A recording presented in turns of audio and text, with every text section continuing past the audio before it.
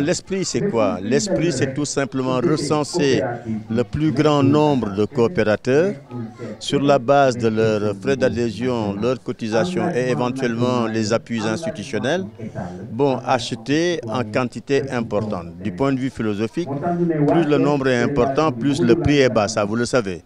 L'autre aspect, c'est à la limite être la garantie de ces coopérateurs-là au niveau d'institutions financières et bancaires.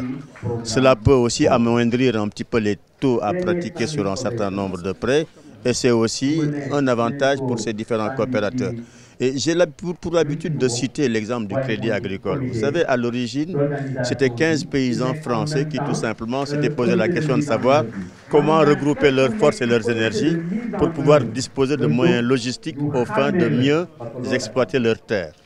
La société coopérative est la seule société à capital qui augmente de manière quasi régulière et où tout le monde dispose de la même chance et de la même égalité. Soyez-vous le créateur, celui qui a fondé la chose ou celui qui viendrait 2-3 ans après, l'essentiel c'est que les frais d'adhésion soient payés et que les cotisations se fassent de manière régulière pour qu'ils puissent bénéficier des mêmes profits qu'on pourrait tirer de cette coopérative.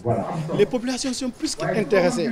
Imagine-toi, on t'amène quelque chose qui te permet d'économiser de l'électricité, donc plus d'argent dans ta poche.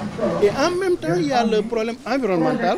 À côté de ça aussi, on a la création d'emplois. Ça va permettre à vos parents, à vos enfants et les femmes de bénéficier d'une certaine formation, parce qu'on va accompagner ça par des formations en collaboration avec les fournisseurs et les financiers.